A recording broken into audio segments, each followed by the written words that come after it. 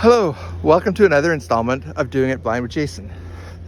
Today we're cleaning up from the blizzard we had midweek that lasted Wednesday, Thursday, and part of Friday.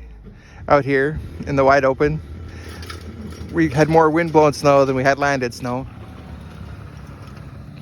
But nonetheless, here we are cleaning up. Being that I went blind a couple years ago, I'm not allowed to drive the tractor anymore. So that's what my son Robert's doing. And then when he's done, I'll grab the shovel and clean up the sidewalk.